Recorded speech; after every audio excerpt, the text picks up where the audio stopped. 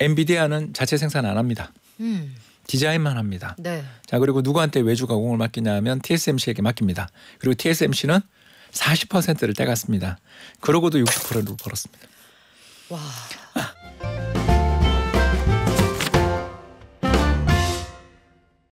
여러분, 제가 요즘 뉴욕 증시를 보면서 떠오른 영화가 하나 있어요. 영화 불신지옥. 엔비디아를 불신했던 사람들이 지금 너무너무 속상하겠구나 이런 생각이 듭니다. 엔비디아는 언제까지 이 불신지옥에 사람들을 가두게 될까요? 매출, 순이익, 전망 다 좋다고 하는데 영원히 갈 수 있을지 일단 궁금하고요. 일본 증시에는 불이 붙었습니다. 이 불은 어디에서 시작됐을까요? 그리고 언제까지 활활 타오를까요? 그런데 말입니다. 코스피는 왜 그러는 걸까요? 저 PBR주 강세가 있다곤 하는데 요거 종목마다 좀 다르거든요. 프리즘 투자자문의 홍춘욱 대표에게 물어보겠습니다. 안녕하세요. 네, 안녕하세요. 와, 박사님. 엔비디아 불신지옥. 엔비디아가 간밤에요. 16% 급등해서 전 세계 증시를 영차 들어 올렸어요. 맞습니다. 엔비디아의 무쇠팔은 영원할까요? 영원까지는 모르지만 쉽게 꺾이진 않겠다. 그럼 어떻게 이 우정 연말까지 유지를 좀 해볼까요? 기한을 정하지 말고요. 네. 이 어닝 서프라이즈가 이어지는 동안에는 충분히 갖고 갈 만하다. 더 나가서 이번에 보여줬던 어닝이 사실은 애널리스트들 중에 제일 낙관적인 사람보다도 더 잘 나왔어요. 제일 낙관적인 사람도 이길 만큼 실적이 좋았다. 네, 실적이 좋았고 특히 올해 1분기 그러니까 2, 3, 4월이 거기 1분기거든요. 거기는 이제 11월 결산 뭐 이런 식으로 죄송합니다. 10월 결산 이런 식으로 지나가기 때문에 그렇게 됐는데요. 그래서 원래 그 연말보다 연초에 매출이 안 나와요. 왜냐하면 다들 아시아 기업들이 12월 결산이기 때문에 대략 저희들이 필요한 주문 뭐 물건 이런 게 쌓여 있으면 다 작년 말에 밀어내거든요. 그런데 세상에 올해 2, 3, 4월 매출 전망을 작년 이 잘 나온 전망보다 더 올렸어요. 야, 그게 실체가 있는 자신감이라는 거잖아요. 그렇죠. 네. 일단 그 양반이 이제 Q&A 하는 걸 좀 봤는데, 젠슨 황님이 네. 우리 이 양반이라고 이야기하면 안 되지만 좀 부러워서 하는 이야기죠. 왜냐하면 네. 대만계 분이신데. 젠슨 형 항상 가죽 잠바 입고 나오고. 그러니까요. 네. 그래서 이 아저씨라고 하겠습니다. 패션은 좀 올드하시더라고요. 옛날 네. 그죠? 갑자기 제임스 딘이 떠오르는 마스크는 다르시지만 아무튼 멋쟁이 아저씨가 네. 이야기하시기를 뭐라고 이야기했냐면 아직도 수요가 공급을 훨씬 앞지르고 있다. 네, 그런 이야기를 하는데 이게 왜 제가 이런 이야기를 하느냐? 이제 오늘 숫자를 가지고 저는 항상 이야기하니까 네. 이 회사 이번 마진 그러니까 이제 이 마진이 매출액 대비 영업이익률을 마진이라고 부릅니다. OP 마진 다 좋은데요. 100만 원 팔면 회사 얼마 남냐? 60만 원 남았습니다. 60만 원이요? 네. 아, 그런 장사가 있어요? 예, 몇 번 있었죠. 역사적으로 네. 삼성전자도 한번 했고요. 2017년 반도체 슈퍼사이클 때 아무래도 디램 쪽에서 마진이 그 정도까지 나오지 않았냐라는 추정을 합니다. 왜냐하면 삼성전자는 이제 전체 회사가 그렇죠. 스마트폰 네. 사업 부문이나 텔레비전 사업 부문도 너무너무 크고 파운드리도 있으니까 회사 전체는 그렇게 안 나왔지만 디램 사업 본부 그 정도 나왔고요. 그리고 얼마 전에 2023년 상반기 작년 초였죠. 그때 TSMC 대만 반도체가 마진율 역시 50% 넘어서 55%까지 간 적이 있었습니다만 엔비디아는 평균 30% 정도 마진을 기록하는 회사였는데 사실 그것도 되게 좋은 거잖아요. 되게 좋은 정도가 아니라 이게 가능한가 정도 싶은 숫자입니다. 마진이 30% 이거는 자영업으로 치면은 거의 자영업의 신. 백주부님이 와도 힘들 수 있는. 힘들죠. 이거는 제가 몇 번 말씀드렸지만 자영업으로 치면 그 주류 판매업 외에는 불가능한 숫자입니다. 주류 판매업도 또 아시는 것처럼 네. 만만찮게 여러 각종 여러 비용들이 그쵸. 고정 비용이 듭니다. 그런데 비해서 TSMC가 지난해 연말에 얼마까지 마진을 냈냐면 한 40% 냈거든요. 자, 이게 왜 제가 이렇게 길게 설명했느냐? 이게 엔비디아는 자체 생산 안 합니다. 디자인만 합니다. 네. 자, 그리고 누구한테 외주 가공을 맡기냐면 TSMC에게 맡깁니다. 그리고 TSMC는 40%를 떼갔습니다. 그러고도 60%를 벌었습니다. 와. 이제 제가 왜 무슨 말을 했는지 아시겠어요? 감이 오네요. 차 떼고 포 떼고 60%. 예, 그러니까 TSMC가 뭐 너무너무 좋은 회사잖아요. 아까도 잠깐 우리 이광수 기자 얘기를 들었습니다만 창업하신 그분도 대단한 분이지만 그 후계자들도 정말 그 TSMC는 위대한 기업 중에 하나거든요. 그 기업이 평균 40% 마진을 기록하는 것도 기적 같은 일인데 여기다 이걸 자포고 다 떼준 다음에도 60% 마진이 났다. 이건 이제 두 가지를 의미하죠. 첫 번째, 회사 장사 잘했다. 그리고 두 번째, 경쟁자들이 들어올 것이다. 왜? 아까 제가 말씀드린 것처럼 삼성전자 60에서 70% 정도의 디램 마진 나가고 난 다음에 2022년, 21년 잠깐 반짝했습니다만 왜 이렇게 경기가 나빠졌나? 네. 공급 과잉. 여기가 돈이 되는 데구나 이렇게 그렇죠. 보는 거죠. 마진율 60%는 탐욕을 불러일으키는 거죠. 내가 저기 들어가면 저거 조금만 뺏어와도 라는 생각을 할 수밖에 없고. 절대 반지네요. 네. 예, 우리 저기 재밌게 봤죠. 네. 예, 골룸이 갑자기 떠오르는데요. 예, 아무튼 어마어마한 마진을 냈고 이 마진은 주변 경쟁자들 입장에서 특히 여기에 고객사들 입장에서 AI 반도체들을 지금 엄청나게 쓸 수밖에 없는 클라우드 회사라든가 또는 AI 컴퓨팅 관련돼 있는 이런 수많은 회사들이 갑이잖아요. 근데 이제 엔비디아는 슈퍼 을이지만 아무튼 이 어마어마한 마진을 보면서 배가 아프겠죠. 근데 그것도 궁금한 게 최근 들어서 지금 말씀하신 것처럼 오픈 AI의 샘 얼트먼이 엔비디아한테 줄 서서 받아오는 거 이제 안 할 거야. 내가 이 인공지능 반도체 생태계를 만들어 보겠다. 반도체의 조물주가 되겠다는 꿈을 꾸고 있고 MS도 내가 자체적으로 해서 인텔한테 외주 조사 한번 해보겠어. 얘기는 하는데 이게 그렇게 빨리 따라잡을 수가 있습니까? 쉽지 않습니다. 일단 파운드리 삼성전자 이렇게 고생하고 있지만 TSMC에게 절대 왕좌를 빼앗긴 게 아니라 한 번도 도전도 잘 못하고 있고 그래서 TSMC 지난해 통계이긴 합니다만 전체 시장에서 차지하는 마켓 쉐어가 거의 80%에 가까운 70%거든요. 그럼 삼성전자가 10%대로 2등인데 이 정도의 패권을 가지고 있는 회사가 파운드리를 이렇게 잘하는데 이걸 인텔한테 외주 줘서 한다. 인텔이 옛날 인텔이 아니잖아요. 인텔이 좀 힘겹죠. 네. 예, 특히 최근에 베스트셀러가 된 책 ARM이라는 책을 보더라도 이제는 점점 가벼운 설계 구조, 아키텍처라고 부르는데 이 모바일 시대에 적합한 저전력 설계에 대한 니즈들이 굉장히 강한 상황에서 인텔이 상당히 그 대응을 잘 못해왔어요. 그러니까 인텔이 모바일 폰 관련돼 있는 각종 AP를 안 만들었다고 생각하시는 분들이 계실 텐데 실제로 많이 만들었습니다. 근데 그 시장에서 영향력이 크지 못했던 거죠. 결국 이 TSMC로 가게 되고 그 설계 구조 자체가 ARM이 세계 시장의 패권을 거의 잡은 상황이잖아요. 그래서 이걸 따라잡기 위해서 분명히 가격으로는 치고 들어오겠지만 쉽겠느냐. 이 질문 속에서 엔비디아는 이런 수많은 도전자들의 이야기를 들었음에도 마진율 60%. 자, 그렇다면 뭐 꺾이겠죠. 이게 어떻게 유지되겠습니까? 저는 뭐 이거는 어마어마한 마진이고 이 마진은 앞으로도 기록에 남을 마진이다. 그러나 마진율이 50% 된다고 해서 이 회사가 그러면 이익이 안 나냐? 매출이 더 늘면 되잖아요. 그렇죠. 그리고 더 나가서 경쟁자 치고 들어올 때 항상 삼성전자가 잘하는 거 있잖아요.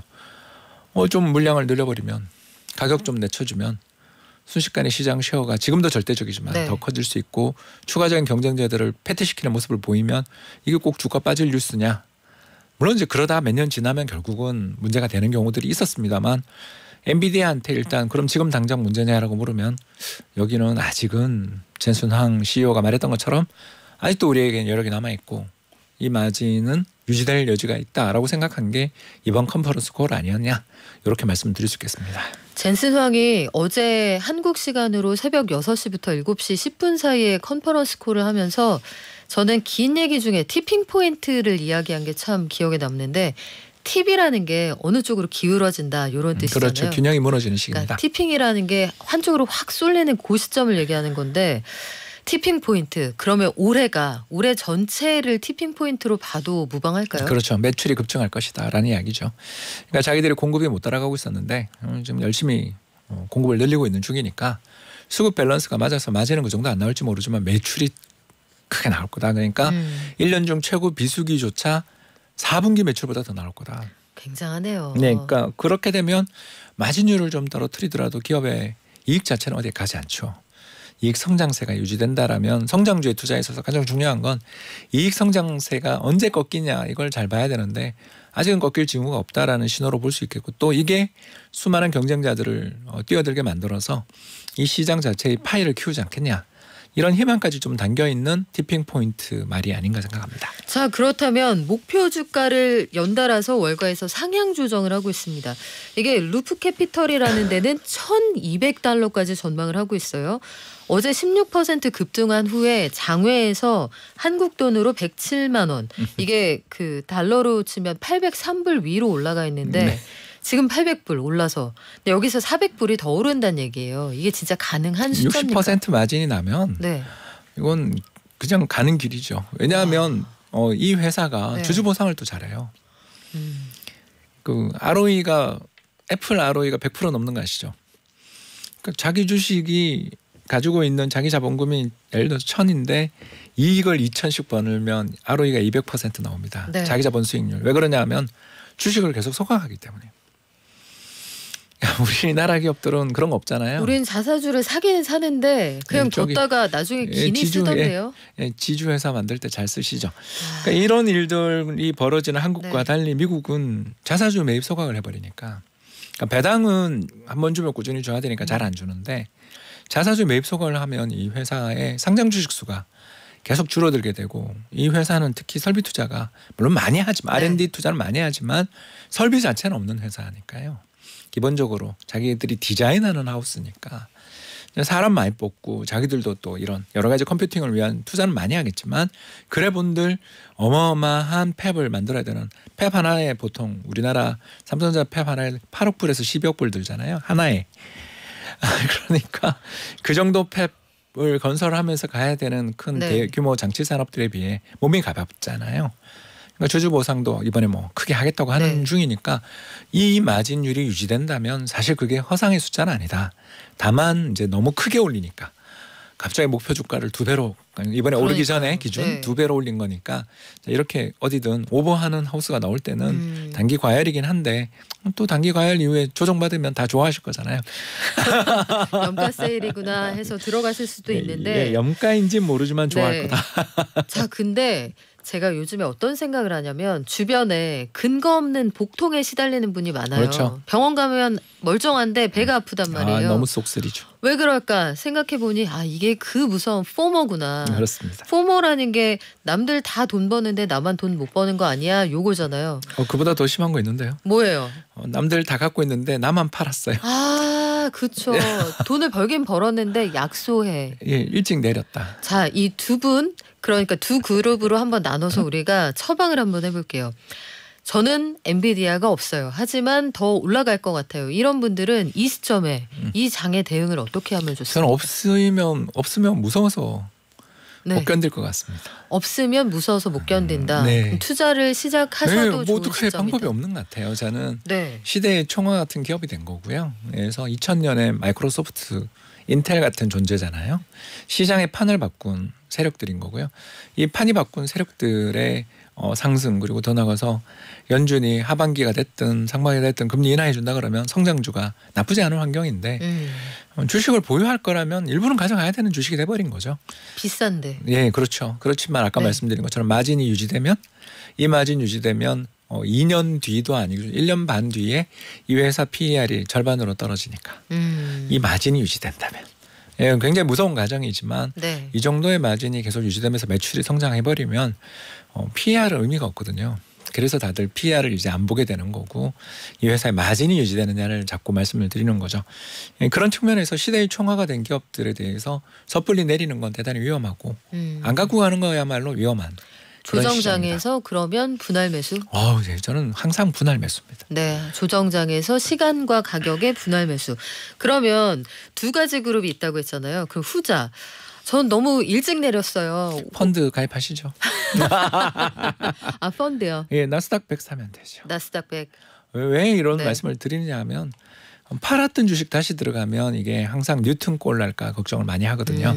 사우스 씨 버블이라고요. 아주 유명한 버블이 있었습니다. 네. 1680년경에 있었는데 이때 4배 정도 수익을 내고 아이작 뉴턴경이 내렸습니다. 그 만유인력의 법칙, 그 뉴턴이죠. 예, 사과 네. 떨어지는 걸 알아도 나는 인간의 마음은 모르겠다라고 이야기하신 그분입니다. 그 뒤에 4배가 나니까 파른 가격에서 다시 4배가 나니까 이제 간다 그러고 샀다가 거기서 10분의 1 토막 나셔서 파산했죠. 예, 그래서 조폐국장 팔자에 없는 조폐국장 일을 그래서 하신 게 예, 너무 많은 손실을 보셔서 이 위대한 과학자가 이렇게 생계곤란에 시달리는 걸 보고 조폐국장을 했는데 그 조폐국장 하자마자 처음에 그 동전에 네. 오돌도돌한 돌기 아시죠? 네. 예, 그걸 역사상 처음으로 만든 혁신을 또 거기서 하신 분이 바로 아이작 뉴턴경이십니다. 야, 역시 예, 인간 세상에 법칙은 없거든요. 근데 팔았던 걸 다시 사면 뉴턴경 꼴 날까 다들 겁나거든요. 예, 그분들한테 좋은 대안이 나스닥 100 지수라는 아주 좋은 지수가 있는데 저라면 그 손실 속에 살 때 보나마나 자제하지 못할 가능성이 있다. 자, 그리고 여러분 미리 내렸어도 손실이 아니잖아요. 벌었어요. 내가 돈을 벌었다는 사실에. 근데 심리 회계에선 손실이죠. 그렇죠. 이 손실 회피 편향이라는 게 있기 때문에 인간은 그렇습니다만 이성적으로 대응하자. 일본으로 가볼게요. 일본 니케이 날아갔습니다. 사상 처음으로 39,000선을 돌파했다. 오늘자 모든 조간의 일면인데 이 여러 가지 이유를 들잖아요. 일본 증시 잘 나가는 제일 중요한 이유가 뭡니까? 쌉니다. 싸다. 예, 그러니까 우리는 다 N으로 지금 계산하고 계시는데 그러면 안 돼요. 달러로 계산하셔야죠. 왜? 우리는 외국인이잖아요. 아, 깜빡했어요. 아, 나 외국인이지. 예, 왜 우리는 환율을 통해서 하거든요. 그렇죠. 근데 근데 N이 역사상 최저 레벨이니까 150엔. 이 레벨은 그 플라자 합의 이전 레벨이거든요. 아, 그렇습니까? 예, 1985년 레벨입니다. 자, 그렇다면 그때에 비해서 N이 그동안 70엔까지 갔다가 지금 150엔이니까 환의 효과까지 감안을 우리가 이렇게 생각을 해본다라면 상당히 싸다. 그래서 나스닥이 지금 얼마 정도 나오냐면 PER이 이거 의미는 없어요. 네. 왜냐하면 성장하면 이거는 문제가 아닙니다. 29배. 그리고 S&P가 21배. 예, 그리고 인도의 니프티 50이 20배. 가장 잘 나가는 주식들이죠. 네. 그리고 니케이가 16배, 16배. 오. 예, 게다가 더 놀라운 걸 말씀을 드리겠습니다. 바로 뭐냐면 순현금 기업. 이걸 이제 저희들이 뭐라고 하냐면 넷넷이라고 부르는데요. 시가총액보다 보유 현금이 더 많은 기업이 전체 상장 주식의 3분의 1이나 됩니다. 아, 왜 이렇게 돈이 많아요, 거기는? 이제 오래된 부자와 신흥 부자의 차이. 아, 대대손손 부자. 예, 거기는 1860년대, 70년대부터 경제 성장, 그러니까 근대적 경제 성장을 고조 할아버지 때부터 부자였다. 그러니까 그때부터 됐고 특히 메가더 때 토지 개혁하면서 온 국민 중산층 만든 나라잖아요.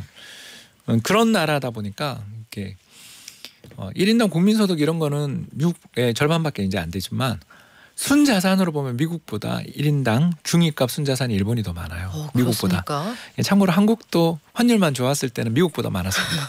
그러니까 미국은 극소수가 어마어마한 부자, 네. 그러니까 젠슨 황님 같은 분들이 어마어마한 부자이신 거고 일본은 중앙값이 굉장히 높은 부자. 아, 짱짱하네요. 짱짱한 부자들이죠. 네. 그렇기 때문에 일단 쌓여 있는 돈이 많고 이러다 보니까 이제 일본 동경증권거래소, 도쿄증권거래소가 뭐를 이야기하냐면 주주유 가치 재고 계획 보고서라는 걸 요구를 하는데 그럼에도 불구하고 3분의 1이 넷 기업. 그러니까 아주 유명한 표현입니다. 이걸 벤자민 빌 그레이엄이 그렇게 좋아하는 주식들입니다. 이 회사는 보유하고는 순현금으로 회사를 살 수 있는 기업이다. 토실토실한 기업들이 되게 많구나. 알토란 같다. 네, 워렌 버핏이 네. 바로 벤자민 빌 그레이엄의 수제자 중에 하나지 않습니까? 네. 그 사람이 왜 샀나?